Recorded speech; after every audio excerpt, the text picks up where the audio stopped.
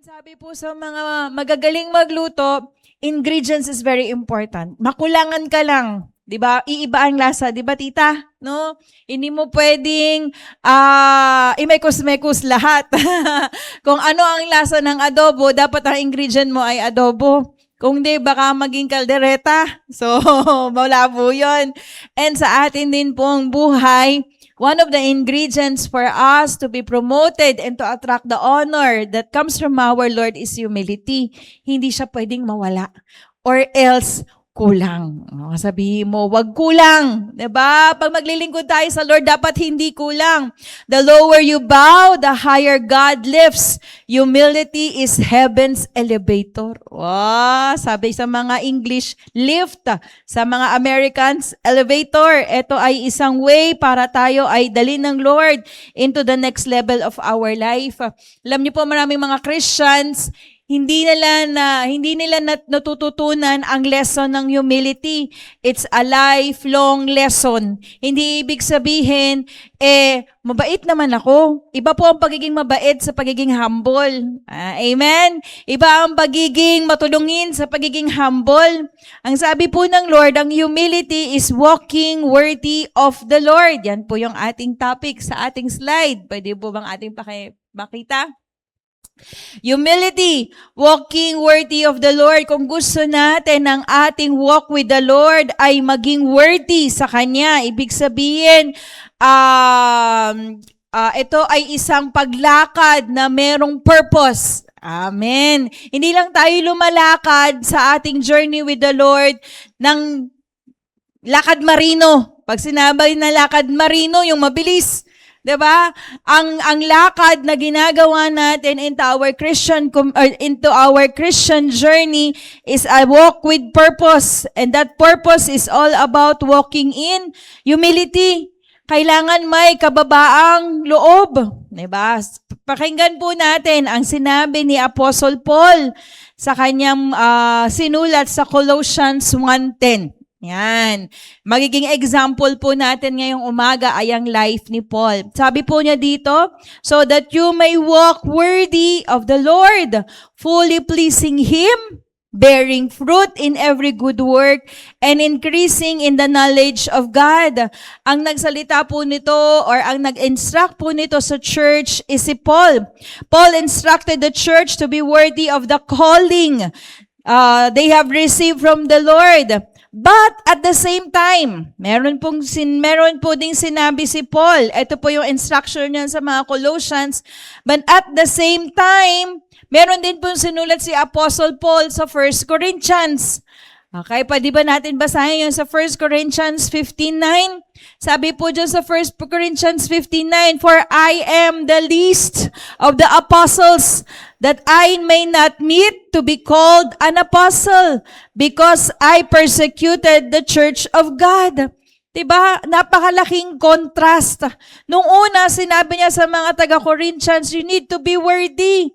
Diba? The instruction is clear. Dapat kayo ay worthy of the calling you have received for the Lord. Paano yon? Dapat pleasing ang life, dapat bearing fruit, dapat increasing in knowledge.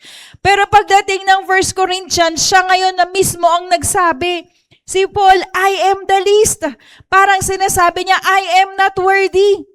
Diba? Hindi ako worthy to be called an apostle. Hindi ako pwede, I am not worthy of the gospel.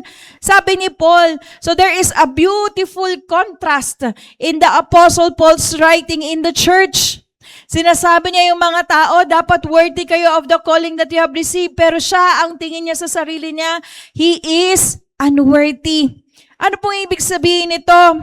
We have to live a life worthy of the calling of the Lord. Ito po yung summary ng gustong sabihin ni Paul. By considering ourselves the least of those who follow the Lord Jesus Christ. Yan po yung nasa part ni Paul nung sinabi niyang, I am the least. Ako po yung isang, sabi ni Apostle Paul, ako yung tao na hindi worthy of the gospel. Ang iniisip po ni Paul doon, I cannot boast about my skills. Hindi ko kayang i-boast about my talents. Pero nung sinabi niyang least, ibig sabihin, siya yung pinakamababang uri ng taong pwedeng sumunod sa Panginoon. Bakit? Sino ba si Paul? Sabi niya po doon sa later part ng 1 Corinthians 15:9, because I persecuted the church of God. Yan po ang ginawa ni Paul sa church. Siya po ang nagpapatay kay Stephen. Diba? If you would remember Stephen, siya po ang nag-launch ng killing crusade sa mga Christian. Kaya nga po nagpunta sa iba't ibang mga lugar ang mga Christian during the time of the New Testament. Kasi si Paul ay very notorious when it comes to persecuting the church. Kaya nung tinawag siya ng Panginoon para mag-share ng gospel, sabi niya, I am the least. But if you would see in the history of the early church, Paul was the one who really wrote a lot of books in the Bible. Yan, siya po ang pinaka-writer. Marami po sa books of the Bible, he was the writer. He was also a church planter. Yan, dami po niyang pinuntahang places. At dahil po doon, marami pong nakakilala sa Lord. And even he himself said that he is in chains for the gospel. So siya po ay naka-in-chain. Ibig sabihin, he is a slave. So, ibang klase itong si Apostle Paul. Ibang klase yung nakita niyang service to the Lord. And that service calls a service of humility. Sabi ko nga po dito, to live a life of worthy of the calling of the Lord by considering yourself the least of all those who follow the Lord Jesus Christ. This is called humility. Humility is a lifelong lesson. Sabi ko nga, hindi ito nagtatapos sa mabait naman ako, sumusunod naman ako, di ba? Wala naman akong case ng pagiging boastful, di ba? It's more than that. Humility is our walk with the Lord, and this work is considered to be surrendered walk with God. Pag sinabi natin that we are humble before the Lord, sinusurrender natin sa Panginoon yung ating journey with Him. Alam niyo po, isa sa mga nag-encourage talaga sa akin nung pumunta po kami ng New Generation Church. Yan po yung sa Butuan, yung pong church nila. Is that when people want to do something big or decide on something big in their family, they always ask the Word of God.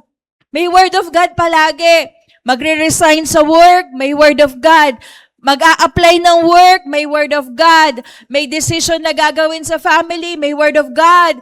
May increase na na-receive, anong gagawin, may Word of God. They always have the Word of God. And that speaks about humility. Pinapakita nila sa Panginoon that, Lord, I don't know what to do. Give me a word. Amen? Diba? Tayo minsan pag nahihirapan tayo sa isang bagay, ang una nating nakikita, diskarte.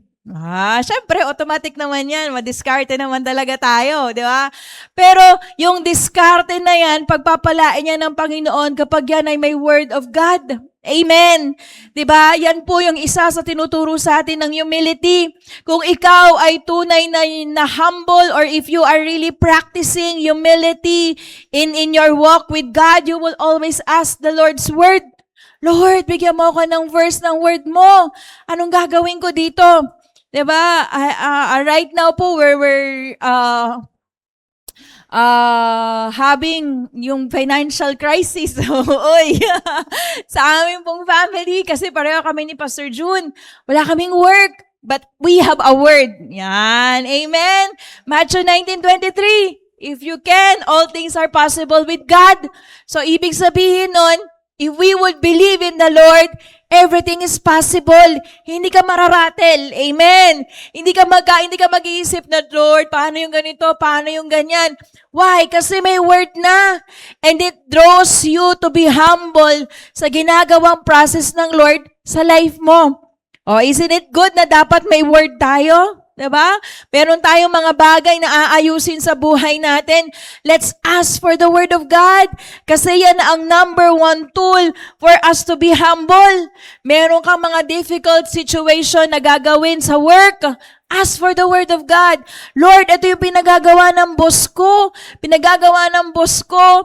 Meron akong Sunday na work. Meron akong Sunday service ng umaga. Anong gagawin ko? May iba dyan, mararatel na. Diba? Ask for the Word of God. Diba? Lord, etong tithes ko, diba? Last na to for this week. Wala nang budget the following day. Anong gagawin ko? Diba? Automatic na yan. Alam na dapat natin yan kasi may word na equivalent yung struggles mo. May word na equivalent yung pinagdadaanan mo. It's just so happen, hindi mo nire-receive ang word. Amen? Because we are not humble enough to accept the word. Kaya pagka mahihirapan na tayo, tsaka tayo pupunta sa Lord, tsaka tayo iiyak, tsaka tayo luluhod, Lord, ano nang gagawin ko? Umpisa pa lang, meron nang sinasabi sa iyo ang Lord, ito gagawin mo, ito ang nasa word, ito. Hindi ka nakinig. Kaya ending noon, babalik ka rin ulit sa word. Luluhod ka ulit din sa word. And you will humble yourself with the word of God. Kaya lang sana nung umpisa pa lang. Diba? Para nakadama ka na, di ba? Hindi ka na naiyak. Diba? But it is a process that we need to go through. A process of humility. Kaya nga po ang humility is really a lifelong lesson. Hindi siya one time, big time. Ito ay proseso na kailangan nating pagdaanan. Sabi po sa Romans 12:3, sabi po dito ni Paul, "For by the grace given me, I say to every one of you, do not think of yourself more highly than you ought, but rather think of yourself with sober judgment in accordance with the faith God has distributed to each of you." Apostle Paul was humbled in his attitude, considering others better than himself. But actually, Paul has all the credentials to think of himself highly. Pero si Paul, binaliwala po nyo. He set aside all his credentials. He set aside the things that he have achieved before the Lord. Alam niya, he considered himself the least of all the apostles. How do you think that you ought to think yourself more highly than you ought? Paano mo daw maiisip na ikaw ay tinitignan mo na ang ibang tao mas mataas sa'yo? Sabi to John, when you start to compare yourself with others in terms of what you can do. Philip, next slide tayo. When you start to compare yourself with others in terms of what you can do, pag kino-compare mo na yung sarili mo sa ibang tao, and comparing means, eto yung mga famous lines natin na Tagalog. Diba? Example niyan yung mga linyahang, buti pa ako. Diba? Buti pa ako. Hindi ako ganyan. Diba? Ako nga. May naririnig na kayong mga conversation na ganyan. Buti pa ako, no, katulad niya. No? At least ako, nagsa-Sunday ako. Compare mo na yung sarili mo sa iba. Diba? Ako nga Diba? When we talk all those things, pag yun po ay lumalabas na sa ating mga bibig, it's time that we are comparing ourselves to others. Diba? Let's stop comparing ourselves to others. Let's stop comparing what we have done. Mabuti man yan or masama man yan with others. Let us start comparing ourselves to our Lord Jesus Christ. That is our comparison. Sabi po dito, in accordance, yung next verse atin, na Romans 12:3. Tama ba ako? Ayan. Yung emphasis natin, sabi dito, in accordance with the faith that God has distributed to each of you, doon natin i-compare yung sarili natin sa faith na binigay sa atin ng ating Panginoon, not with our talents, not with our gifts, not even with our ability to give. Wag tayong magsasabi, buti na lang ako, nagbibigay ako ng tithes, diba? That's the very least thing na kailangan sabihin natin. Kasi ang tithes po natin sa Lord yan. Hindi po natin yan. Sabi nga ng isang preacher, isang apostle, our tithes is our debt. Utang po natin sa Lord yan. Kaya hindi po natin sinasabi na pag tayo ay nagbibigay ng tithes, nagbibigay tayo. Hindi po. Ang tithes po natin ay utang natin sa Lord. And we talk about utang, that is something na talagang in-depth tayo sa Lord because of what the Lord has done unto us. Kaya ang tithes, hindi mo na pinag-iisipan yan, nagagalawin mo. Amen? Dahil alam natin, yan ay utang natin sa Lord. At ang utang, kailangan bayaran. Diba? Kaya never mo nang iisipin ngayong gagalawin mo ang tithes mo. Kasi alam mo, ito ay para sa Lord. Diba? That is something that you have to be firm about. Sabi dito, in accordance with the faith God has distributed to each of you. So we will be talking about our faith. Ito yung isang nilagay sa atin ng Panginoon, faith. And this is where we should measure ourselves. Hindi sa galing natin, hindi kung saan pa man, pero sa faith na meron tayo. And when we talk about faith, we talk about our relationship with God. Diba? Pag pinag-usapan po natin ang faith, we talk about our intimacy with the Lord. And ang relationship po natin, hindi po natin pwedeng i-measure yan on our own. Ang mini-measure po natin dyan, si Lord po ang nagme-measure niyan. Amen. Kaya hindi natin pwedeng sabihin, uy, ang galing-galing ko ng mag-devotion, uy, ang galing-galing ko na sa Lord. Diba? Of course, you can say that, but on the least that we can expect, si Lord po talaga ang nagbibigay ng measurement sa atin. Diba? What does it mean to say with sober judgment? Yan. So, pag-usapan po natin yan. Sa Tagalog, tinagalog ko na po. A worthy walk begins with sober judgment. Ano po ba ibig sabihin ng sober judgment sa Tagalog? Matinong paghatol. Ito po ay pagpapasya na hindi nadadala ng galit o labis na damdamin.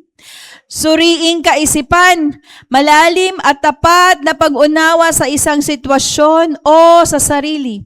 Ito rin po ay katinoan ng isip. Pagiging kalmado at malinaw ang pananaw sa gitna ng gulo o crisis. That is what sober judgment means. Lahat ay nagsisimula sa kaisipan. It is all starts with the mind. Kaya bago tayo gagawa ng bagay, kailangan tayo ay nag-iisip. Yan daw po ang isang characteristic ng taong humble.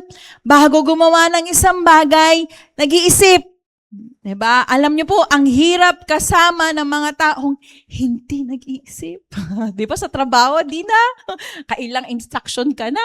Diba? Ang hirap.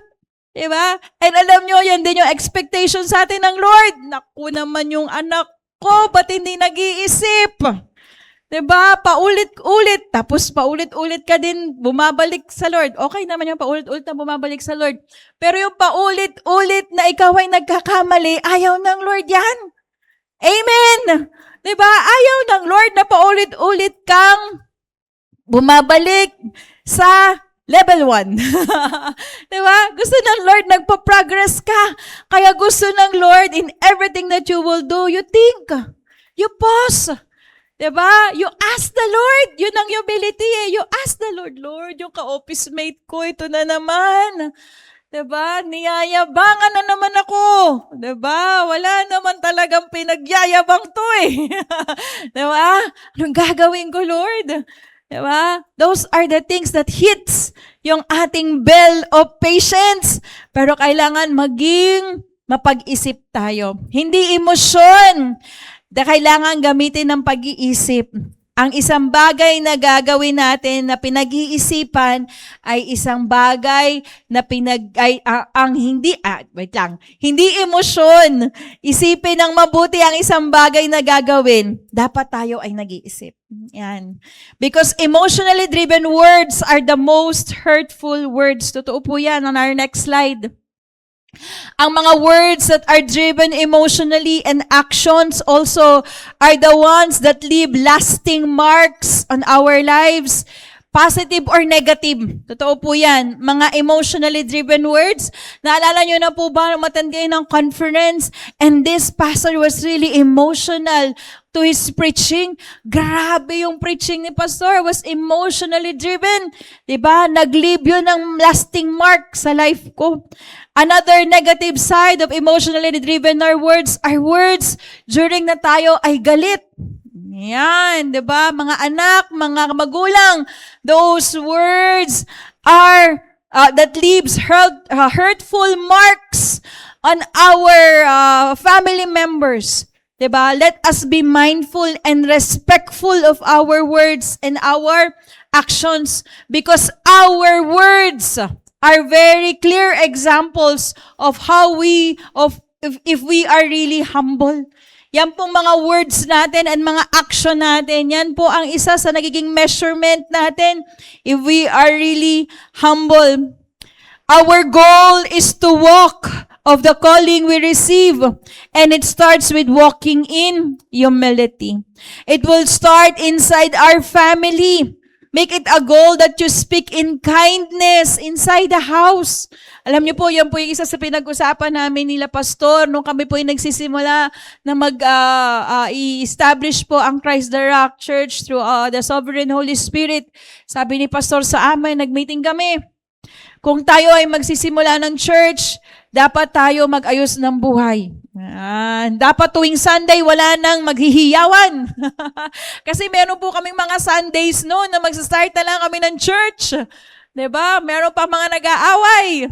Itago na lang natin sa pangalang, itago na lang natin. Diba? And that is a call to our family.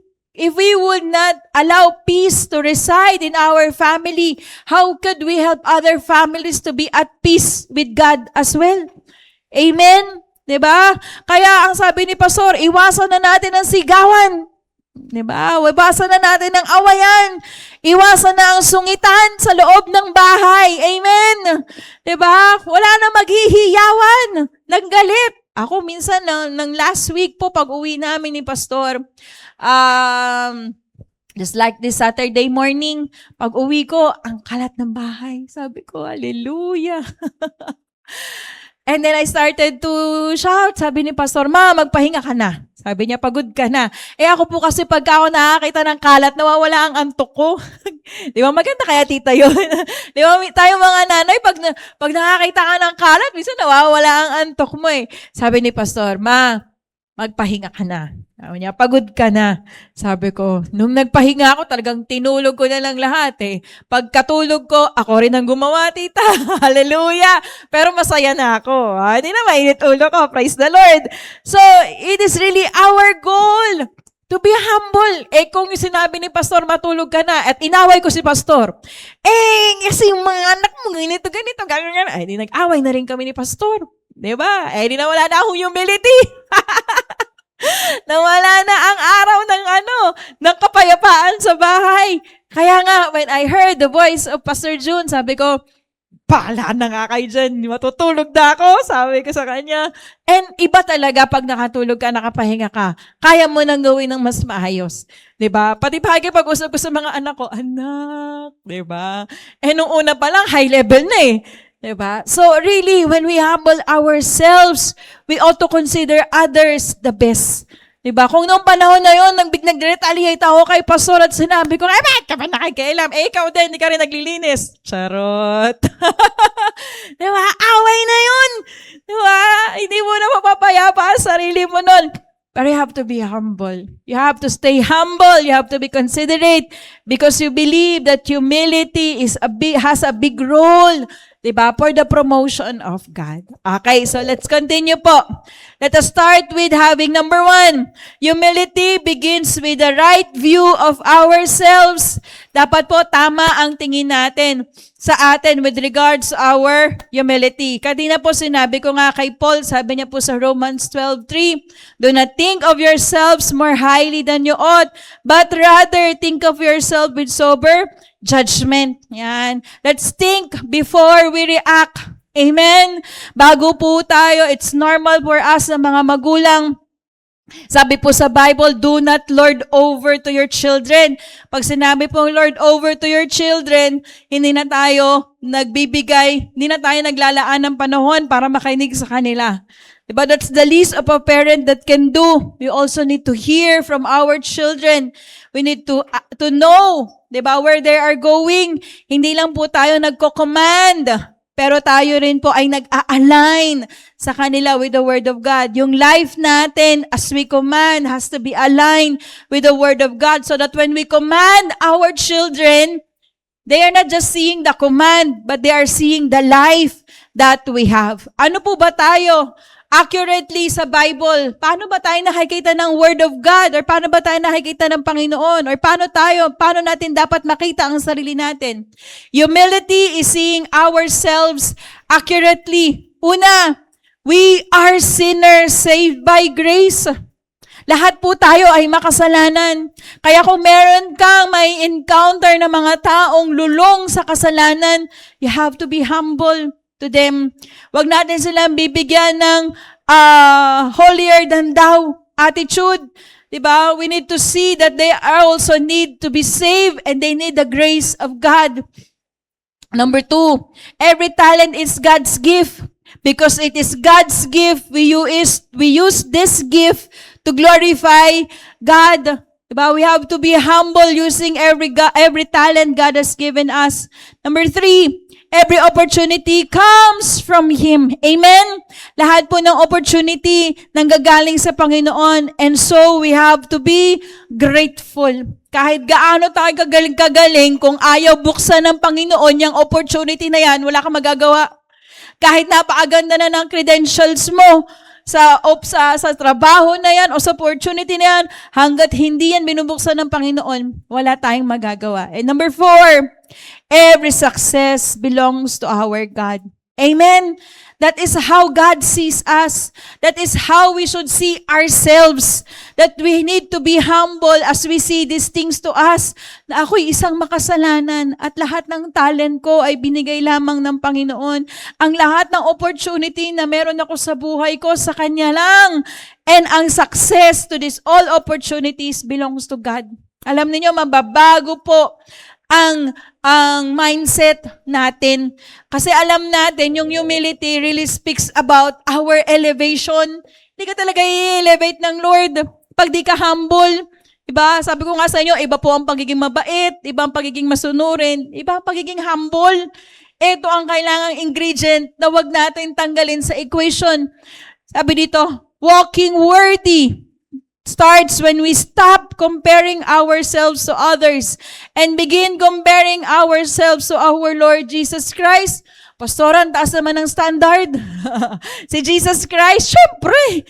Diba? Not because hindi natin kayang i-attain yung standard ni Jesus Christ, but we are humble to go through the process of being changed like Jesus Christ. Amen? Diba? Yan po ang kailangan natin makita. Stop comparing yourselves to others.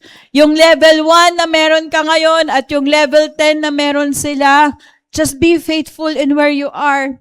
God will do acceleration in your life when you start comparing yourselves with others. 'Di ba? Kasi comparing breeds also jealousy. Totoo po yan. When you start to compare yourself to your others, magsiselos ka na. Lord, bakit naman siya? Ako naman, diba? You start to compare kung ano yung ginagawa mo. Hindi mo naman alam kung anong ginagawa ng Lord. Bakit, Lord, yung kapitbahay ko, hindi na nga nagsisimba? Bakit palaging may pera? Bakit ako, Lord, nagtatides naman, nag-o-offering, palaging kapos? Di compare mo yung sarili mo sa Kanya. Napakababa naman ang comparison mo. Diba? Kinumpara mo pa yung sarili mo sa hindi anak ng Diyos. Hindi kayo patas. Amen? Diba? We need to love where we are walking. Kasi when you start comparing, you're not loving your work. Magrereklamo ka na magrereklamo. Pag ang tao nagrereklamo, walang gratitude, walang humility. Naku, that is the ingredient for destruction. Number 2, Humility remembers God's grace. Thank you, Lord. Pag tayo ay humble, nare-remind tayo palagi ng Panginoon ng kanyang grasya. Sabi po sa 1 Corinthians 15:9-10, sabi po ni Apostle Paul, "For I am the least of the apostles, but by the grace of God, I am what I am." Yan. Dahil sa unmerited favor. Grace is unmerited favor. Ang ibig po sabihin ng unmerited favor, favor na hindi mo deserve. Kasi pwede kang bigyan ng favor, tawag natin yan sa Tagalog, utang na loob. Pwedeng utang na loob yan. Ginawan mo ng mabuti yung kumpare mo, gawan ka din ng mabuti. Utang na loob yan. Pero sa Lord, ang unmerited favor, ganito. Hindi mo na deserve, pero binigyan ka pa ng favor. Amen? Parang ganito yan. Nangutang ka ng 10,000, hindi ka nagbayad. Diba? Di ka na nagbayad, pero dahil meron kang favor dun sa tao na yon, pinautang ka ng 1 million, walang interest, pay as you can, ay grabe. Binlat out yung 10,000 na utang mo, binigyan ka pa ng 1 million, pay as you can, walang interest, unmerited favor. Yes, may utang ka pa nga eh, pero pinang-kinancel niya yung utang mo. Pinautang ka pa niya ng 1 million. And that is more to God. That's just an illustration of the favor of God in us. Diba? Na tayo ay makasalanan. There is nothing good in us that we should be saved by God. Walang isang bagay na kailangan tayong sagipin ng Panginoon na maganda sa atin. Pero dahil sinagip pa rin tayo ng Lord, that is how the grace of God affects sa atin. Diba? Something that we do not deserve. Sabi po ni Apostle Paul sa kanyang verse, "But by the grace of God, I am what I am." He didn't boast about his accomplishment. Instead, Paul said, "By the grace of God, dahil lang sa awa at habag ng Panginoon, naririto ako." Sabi po dito, sino po si Apostle Paul? Apostle Paul never forgot that he is a past persecutor of church. Yan po yung sinasabi ni Paul. But by the grace of God, I am what I am. Kahit ako'y persecutor ng church, God showed His grace. God showed His mercy on me. God called me, diba, to preach the gospel. So, ibig sabihin, etong si Paul, alam niya yung ibig sabihin ng but by the grace of God. Kapatid, alam ba natin yung ibig sabihin ng but by the grace of God talaga sa buhay natin? The unmerited favor that God is giving us, we don't deserve, but God still give us that favor for us to be victorious. Diba? Kung ang prayer natin palagi sa Lord ay para tayo palaging nagmamakaawa, Lord, Lord, Lord. Diba? Then change your prayer. Change something in your life. Diba? Begin to boast about the grace of God in your life. Diba? Sabi nga ni Paul, I am not boasting about my weaknesses. Diba? I am boasting about the gospel. Ano ba yung nakukuha ko sa gospel? Kaya ganito ako manalangin before the Lord. Nakukuha ninyo? Ano ba yung nare-receive ko sa Word of God? Kaya ako ganito humingi sa Panginoon. Iba kasi yung humingi ka sa Panginoon na palagi kang kawawa. Diba, Lord, please naman, diba? Pero when you use the Word of God, when you take effect on the Word of God, and you claim it and you pray to God, ibang klase ang prayer mo.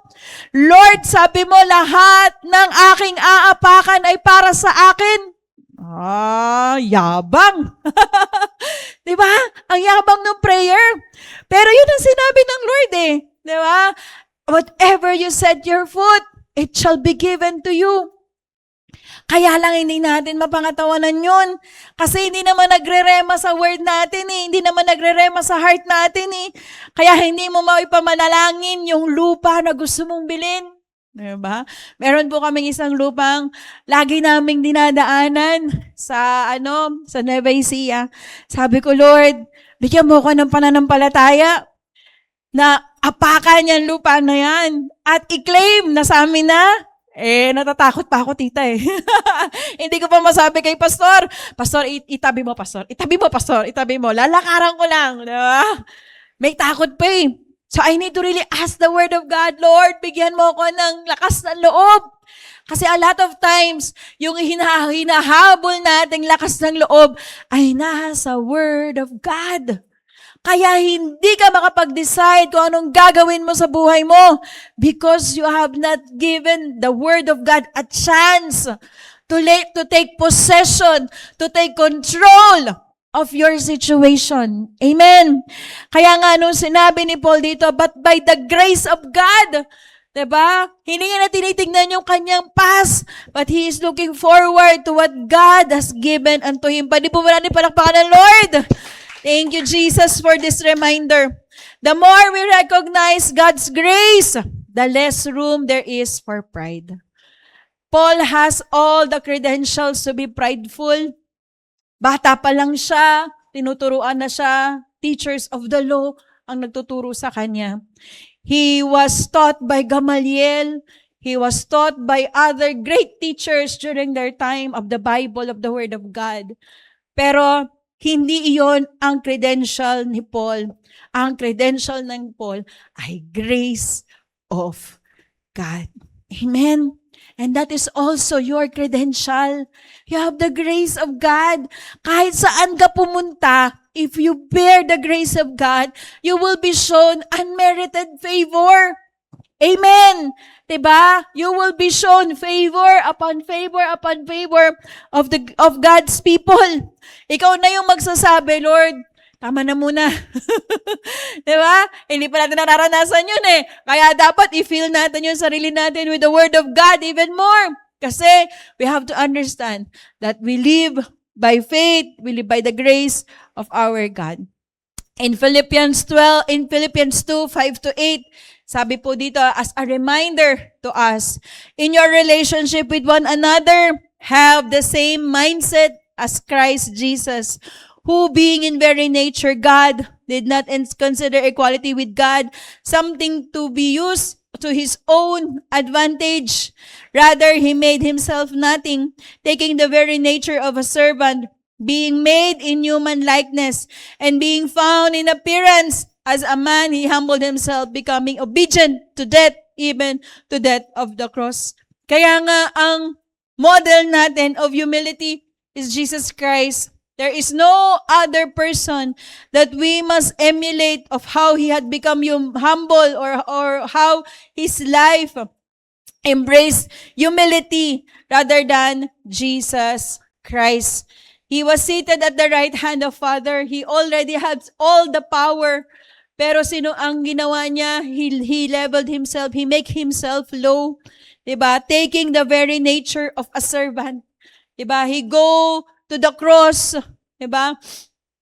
Defenseless. Iniwan niya yung pagka-Diyos niya habang siya ay 100% na Diyos. Hindi niya hinayaan na hindi matupad yung kagustuhan ng Ama sa buhay niya. That was humility is all about. Ganon din po dapat tayo sa Panginoon.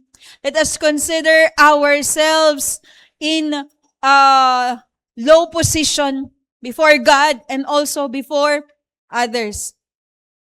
Pride says, ito po yung sinasabi at laging sinusumbat ng pride. Look what I have accomplished. Ayan. So next slide tayo. Ito po ang palaging naririnig natin kapag ka nangungusap ang pride. Look what I have accomplished. But when humility speaks, it says, look what God has done. Amen? Diba? If we want to see miracles taking place sa ating mga buhay, dapat marunong tayong mag-say, look what God has done. Mga estudyante, do you need a miracle sa pag-aaral ninyo? Then come to God. Diba? Be humble enough to God and says, Lord, kailangan kita sa pag-aaral ko. Diba? I don't have the talino or the intelligence of becoming top or having tawag dito yung honors sa aking school or sa aking room. Pero I would like to become humble before you. Magiging humble ako sa iyo, Lord. First and foremost, I will become humble to my parents. Amen? 'Diba? Ang unang practice ng humility ng mga kabataan is yung humble experience inside the house. Dapat kayo ay talagang servant. 'Diba? Servant, pastora. Oo. 'Diba? Kasi kayo ay katuwang sa bahay. Hindi kayo border. Diba? Maraming mga bata ngayon, border na lang sa bahay. Ba't ko nasasabi yan? Dati ako ganyan yan eh. Nung nag-aaral ako border din ako. Di ba? Pagalitan ako ng nanay ko. Akala ko nung unang panahon, achiever naman ako sa school. It would compensate becoming a servant in the house. Pero hindi pala ganun. Dapat pala, as I grow in intelligence sa school, I'm becoming more humble in the house. Di ba? Kaya pala dapat palaging humble. Pag pinagsabihan ng magulang, yes po. Opo, hindi nagja-justify. Diba? Hindi nagsasabing, kasi naman. Diba? Palayasin na kaya natin yung mga diba? Censored. Diba? Kasi alam natin na itong mga bata na to, pag hindi natin nilagyan ng tamang pattern of thinking of how to serve the house, ay nako, mga dormmates ang tawag natin sa mga yan. And we don't want dormmates into our house. Housemates, diba? Into our house. Gusto natin sabay-sabay tayong nagtutulungan. Amen? Diba? As well as our elderlies. Tayo namang mga magulang. Sabi ng mga youth, pumbira, kami na naman. Last week, kami ni Pastor. Ginisa din kami ni Pastor. Tayo din. Magulang, diba? Don't allow us to lord over dun din sa mga bata. Diba? Let's hear their side. Let's consider their thoughts. Diba? Let's consider how they feel because they are also part of the family that we are building. Amen? So, lahat tayo masaya. Amen? Palakpakan muna tayo sa Lord. But ayaw pumalakpak ng mga youth. Praise the Lord. Okay, so let us continue. Colossians 1 verse 10. So that you may walk worthy of the Lord, fully pleasing Him, bearing fruit in every good work, and increasing in number. Okay, next slide na po natin. Humility produces fruit. Ayan, nag-jump ako. Tama ba ako? Meron ba akong nakalimutan, Philip? Wala. Okay. Humility produces fruit. Punta po tayo sa verse, yung binasa natin. Colossians 1:10, so that you may walk worthy of the Lord, fully pleasing Him, bearing fruit in every good work, and increasing in the knowledge of God. Punta po tayo sa humility that produces bearing fruit in every good work. Bearing fruit starts from doing good fruits. Bearing fruit starts from doing good works. Totoo po yan. Diba? When we bear fruit as we do good to other people. Sabi po sa Bible, to do good which had prepared for advance to do. Meron ng investment of good work ang Lord sa life mo. Pero yung investment of good work na yan, dapat ilabas natin. Paggawa ng mabuti sa kapwa dahil alam nating ito ay tama. We do not allow compromise on our transactions, lies, and deceptions. Alam niyo po, yung series natin 2 months ago, we started from integrity, prosperity, and then now you with humility. Talagang inaano tayo ng Lord, minomold tayo ng Lord, binibigyan tayo ng tamang direction ng Panginoon para itong unstoppable riches and honor ay ma-receive po talaga natin. Diba? We deal with others with transparency and fear of God. Kung nagkakaroon tayo ng problem, giving to where God is due, I tell you, you will also have a kind of problem dealing with others in transparency. Let's really be transparent sa relationship natin sa Lord. Kasi yan po ang naglalagay ng ating wall of protection. When we are transparent, when we are humble in our relationship with God, yan po yung maglalagay sa atin ng wall. Para po, when we come to other people, we will know that these people, we can do good works to them. And at the same time, these people can do also good works sa atin. Diba? Kaya nga, I'm emphasizing that let us not compromise. Kung meron po tayong mga dealings, meron tayong mga transactions, let us not compromise. Let us not deceive those people na nasa ilalim or nasa nasa jurisdiction natin, 'di ba? Let us keep our integrity at right, because yung good works na sinasabi dito, yung bearing fruit in every good work is already invested in you. Nasa iyo na yan, kapatid. Kaya lang, pag hindi mo inilabas yan, the opposite will come out. Diba? Because you have fear, you have doubts. Instead of being transparent, you will compromise. Diba? You will do things oppositely of your morals. Diba? Alam mo na, ito yung dapat gawin, naiipit na ako eh. Diba? Magsisinungaling ka. Diba? And that speaks about, asa na yung good work na ininvest sa'yo ng Lord. Diba? Instead na lumalabas, it's digging in. Papasok ng papasok. Diba? Dadating yun sa point, ba't pagka nagsisinungaling, ang bilis mo na magsinungaling? Hindi ka na natatakot. Nakukuha po ninyo? Bakit tayo, tinuruan ba tayong magsinungaling? Hindi naman eh. Diba? Pero bakit tayo easily dumating dun sa point that we can go on lies? Because yung investment ng good work sa atin ng Lord, hindi na natin mailabas. Mas madaling lumalabas yung negative. Mas madaling lumalabas yung bad work. Diba? Para man nagturo sa'yo. Diba? Kasi yun ang nakikita mo. Yun ang naririnig mo. Yun ang pumapasok sa'yo. Kaya nga, if we really want this good work invested in us by God to bear fruit, then again, come to the Word of God. Yan po ang magpapalabas ng good works ng Lord sa atin. A humble believer is a teachable person. A proud believer stops growing because they think they already knew enough. Diba? When we talk about being teachable, ang sarap turuan po ng mga taong humble. Ayan. That instead of they will justify their wrongdoings, they will just say, sige po, it's my fault. I also have that hard time to accept, to becoming teachable. Diba? Medyo din po ako, hindi rin ako teachable. Pero dati yun. Ang hirap. Diba? When you talk about things na alam mo ng tamang gagawin mo, pero a lot of times, what you know is not the same thing as God knows. Diba? You have to hear from other people. Sabi ko nga, humility is a never-ending lesson. Hindi po talaga siya natatapos. Yung akala mong okay ka na, humble ka na, boom! Bigla kang bibigyan ng situation ng Lord na magpaparemind sa'yo, anak, meron ka pang hinahabol na level. Hanggang anong level ba yan, Lord? Diba? Hanggang bumalik ako. Naku, hindi natin alam. Sa bagay, malapit na po dumating si Lord. Diba?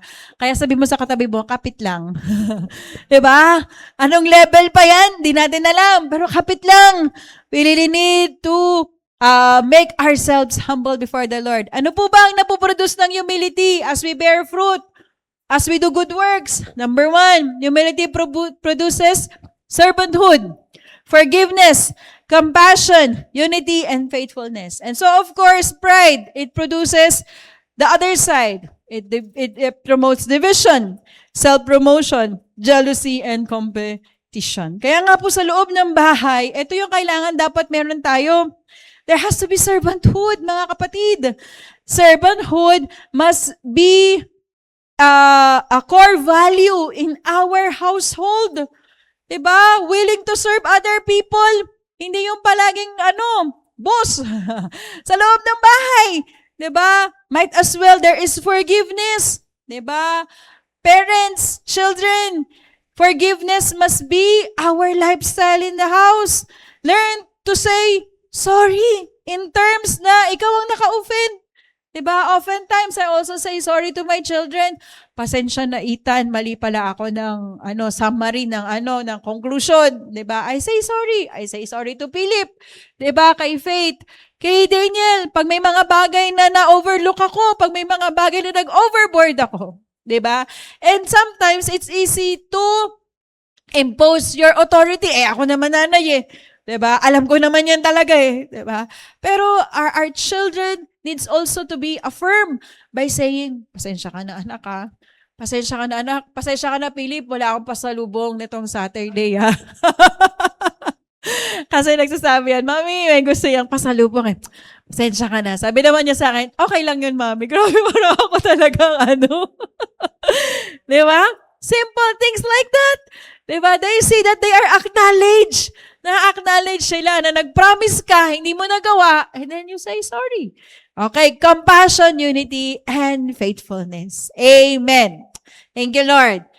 Number 5, humility leads to greater knowledge of God. This will be our last verse, ating last point po sa ating verse. Sabi po dito, so that you may walk worthy of the Lord, fully pleasing, bearing fruit in every good work, and increasing in knowledge of God. Let us increase in the knowledge of God. Pride closes the door to growth. Totoo po yan. Pag ang pride nanguna, wala nang opportunity para mag-grow. But humility opens the door for greater grace. If we want to experience the unmerited favor of God, let us all be humble. Diba? Considering others better than ourselves. In James 4:6, sabi po dito, but He gives us more grace. That is why the scripture says, God opposes the proud, but shows favor to the humble. May favor po talaga ang mga humble. Amen. Kaya nga, again and again, I'm saying, humility is a lifelong journey. Hindi po yan one time, big time. Ito po ay nilalakaran natin. Ito po ang measurement ng ating growth and maturity. One of the measurements of our growth and maturity. The greatest example is our Lord Jesus Christ. The one who was truly worthy, chose humility. He washed His disciples' feet. He welcomed the sinners. He carried the cross. If Jesus humbled Himself, how much more should we? Kung ang Panginoon nakitaan ng pagiging mababang loob, paano naman tayo? And ito yung kailangan natin maging example, maging goal natin. Kung si Jesus ang naging humble, papaano din ako magiging humble? Ask yourself each day, do I receive correction with humility? When I am being corrected, humble ba ako? How do I respond? Diba? Do I serve others without expecting recognition? Pag ba ako ay nagsuserve, am I expecting something in return? Next, am I equipped to give God the credit? Pagka ba nakakarinig ako ng encouragement or acknowledgement sa ibang tao, do I really give God the credit? And lastly, am I still teachable? Diba? Teachability doesn't only come in age. Pag bata, mas madaling matutunan or mas madaling turuan. No. Teachability crosses the line of age. We need to be teachable, whatever age we have. The truth of the Christian life, and this is where I would end, is this. We become strong when we admit our weaknesses. Totoo po yan. Diba? Our strength is through our weaknesses. Sinabi po yan ni Paul. We are lifted when we humble ourselves. Diba? Admit that we commit mistakes. No one is perfect. Pag nagkaroon ka ng mistake, admit and then change. Don't justify. We became fruitful when we surrender. Fruitfulness starts on roots down below. Rooted, napakalalim. And those roots can only form through time. Ang isa pong mangga, pagka gusto nating magtanim ng mangga, ang sabi po ng mga nag-orchard, it's 5 to 10 years for a full-grown mango tree. And yung mango tree na yon, habang siya ay naghihintay ka ng 5 to 10 years, the roots of that mango tree go deeper and deeper and deeper. Habang lumalalim, dun nagkakaroon ng mas magagandang mga bunga. Totoo yan. Ganun din po tayo. Habang lumalalim, dun mas nagkakaroon ng magagandang bunga. Kaya nga kung wala pang bunga ngayon, mga kapatid, grow. Diba? Root down. Diba? We grow when we acknowledge our need for God. Amen. Totoo po yan. The acknowledgement of the need for our God right now sometimes is our second option. Minsan nauuna po talaga ang diskarte. Diba? Minsan, kagad, nag-automatic kagad yan. Diba? Ito gagawin natin. Ito na gagawin natin. Diba? But the acknowledgement for the need of God is this. Take time to pause. Learn to pray. Ask God for the word. Kahit maliit lang yan, kapatid. There is no small or big things that we need God to take charge, to be in charge. Minsan nga, yung mga maliliit na bagay, sabi sa atin yan ang mga nakakapuwing. Amen? And yan yung mga hindi natin binibigyan ng pansin sa Lord. Diba? Mga desisyon na akala natin agad-agad, kailangan natin bigyan ng pansin. Yun yung mga nakakapuwing. At yung mga nakakapuwing na yun, ang nagkakaroon ng mas lasting na problem sa atin. Let's take time to ask the Lord. Unless our knees go on straight to the floor as an act of humility. Prayer is an act of humility before God. When was the last time you prayed to God on your knees? Amen. When was the last time you prayed to God on your knees, asking the Lord, Lord, hindi ko na alam ang gagawin ko. Ang alam ko lang, kailangan kita. In 1 Peter 5:6, sabi po dito, humble yourselves therefore under God's mighty hand, that He may lift you up in due time. We all have our due time. Our due time is this, our victorious time. We need to fully be humble, fully surrender to the Lord. Our journey to humility starts right now.